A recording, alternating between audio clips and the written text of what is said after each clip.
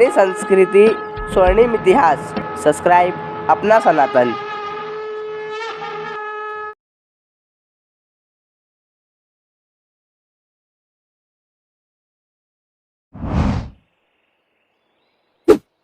प्रकृति के अपने नियम होते हैं, ऐसे नियम जो धरती पर रहने वाले हर जीव को मानने होते हैं। यदि वो ऐसा नहीं करते तो उनका अंत निश्चित होता है। उदाहरण के रूप में समझाने के लिए हम आपको दो पक्षियों के बारे में बताएंगे। सबसे पहले बात करते हैं डोडो नाम के पक्षी की। ये मॉरिशस और हिंद महासागर के कुछ अन्य द्वीपों पर पाए जाते हैं। ये वो द्वीप हैं जिन पर मनुष्यों की बसावट कुछ 100 वर्ष पहले ही हुई। डोडो पक्षी हजारों वर्ष से इन द्वीपों पर बड़े आराम के साथ रहते थे। वहाँ इनका शिकार करने वाला कोई अन्य जीव जंतु नहीं था, इसीलिए ये पीढ़ी दर पीढ़ी रक्षात्मकता और आक्रामकता को भूलते गए। द्वीपों पर ही उन्हें भरपूर खाना मिलता था, इसलिए चिंता की कोई बात नहीं थी। प्रकृति ने मूल रूप से उन्हें तीव्र गति से भागने और उड़ने के गुण दिए थे, लेकिन इसकी कोई आवश्यकता ही नहीं पड़ती थी। धीरे धीरे इनके पैरों की हड्डियां नर्म होती चली गईं। 16वीं शताब्दी के शुरू में जब डच लोग मॉरिशस पहुंचे तो वो हैरान रह गए कि इस पक्षी को बहुत आराम से पकड़ा जा सकता है। खतरा सामने देखकर भी वो स्वयं को बचाने की कोशिश नहीं करते। डच लोग अपने साथ कुत्ते और चूहे इत्यादि भी लेकर गए थे।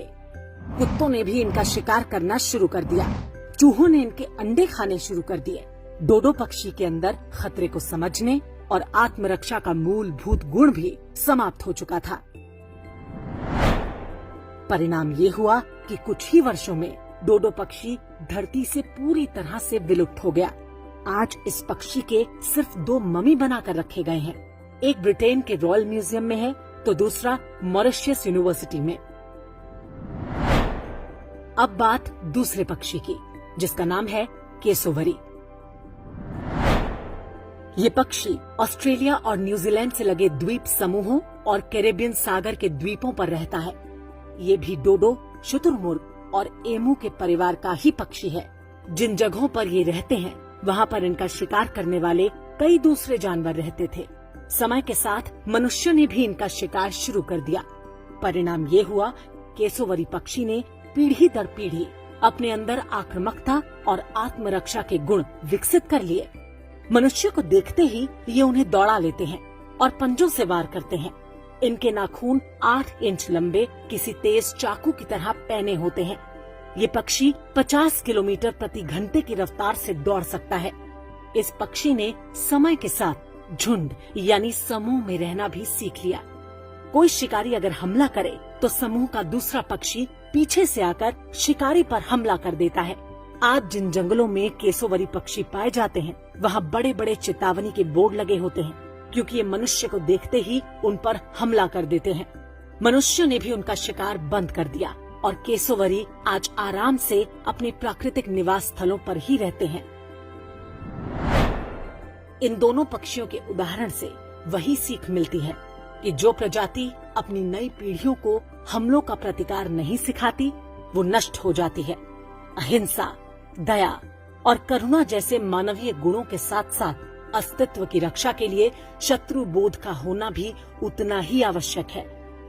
शत्रु बोध के अभाव के लक्षण आज हम अपने समाज में स्पष्ट देख सकते हैं।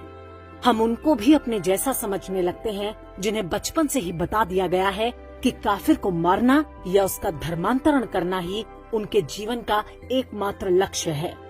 जिसे देखो वो यही सर्टिफिकेट लेकर घूम रहा है कि सारे मुसलमान एक जैसे नहीं होते, सारे मजहब अच्छा इंसान बनाना सिखाते हैं, इत्यादि इत्यादि। आपको बताया नहीं गया होगा कि पाकिस्तान बनने के ठीक पहले तक कराची और लाहौर जैसे शहरों में हिंदू बड़ी बड़ी हवेलियां बनवा रहे थे। आज उन हवेलियों में शांति दूत रहते हैं। जिन्होंने इन्हें बनवाया उनकी संतानें आज भारत के अलग अलग शहरों में बसाई गई पुनर्वास कॉलोनियों में रहते हैं। कश्मीर में पंडितों ने भी बड़ी बड़ी हवेलियां बनवाई थी। आज उन हवेलियों में भी शांति दूत रहते हैं। केरल के कासरगोड सहित कुछ जिलों में हिंदुओं की हवेलियां अब मजहब विशेष के काम आ रही हैं। लगभग यही स्थिति बंगाल की है। हिंदुओं की बड़ी जनसंख्या आज डोडो पक्षी बनी हुई है। उन्हें लगता है कि वो निरीह, डरपोक और सेक्युलर बने रहेंगे तो आक्रमणकारी उन पर दया कर देगा।